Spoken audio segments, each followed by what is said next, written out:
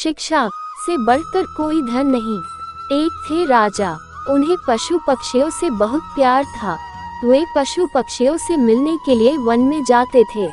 हमेशा की तरह एक दिन राजा पशु पक्षियों को देखने के लिए वन में गए।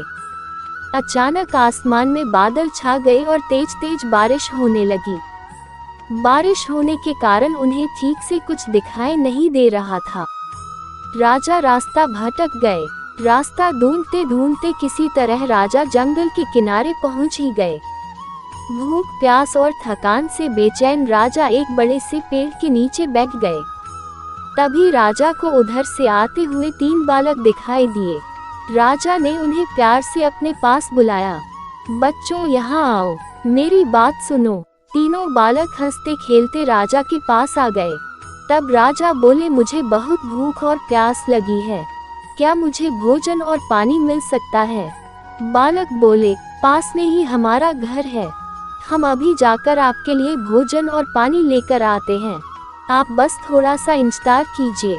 तीनों बालक दौड़कर गए और राजा के लिए भोजन और पानी ले आए। राजा बालकों के व्यवहार से बहुत खुश हुए। वे बोले, प्यार बच्चों, तुमने मेरी भूख और प्यास मिटाई है।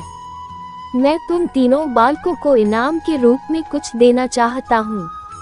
बताओ तुम बालकों को क्या चाहिए? थोड़ी देर सोचने के बाद एक बालक बोला, महाराज, क्या आप मुझे एक बड़ा सा बंगला और गाड़ी दे सकते हैं? राजा बोले, हाँ हाँ, क्यों नहीं, अगर तुम्हें ये ही चाहिए तो जरूर मिलेगा। अब तो बालक फूले न समाया। दूसरा बालक भी उछलते हुए बोला, मैं बहुत गरीब हूँ, मुझे धन चाहिए जिससे मैं भी अच्छा खा सकूं, अच्छे अच्छे कपड़े पहन सकूं और खूब मस्ती करूं। राजा मुस्कुरा कर बोले, ठीक है बेटा, मैं तुम्हें बहुत सारा धन दूंगा।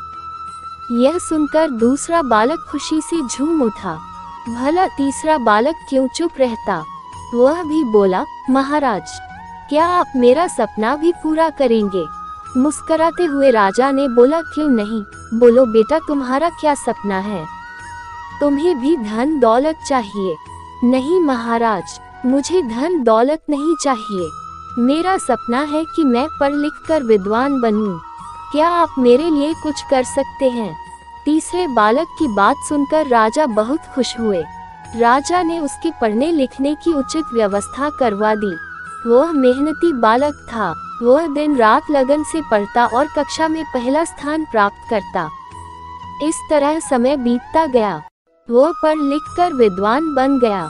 राजा ने उसे राज्य का मंत्री बना दिया। बुद्धिमान होने के कारण सभी लोग उसका आदर सम्मान करने लगे।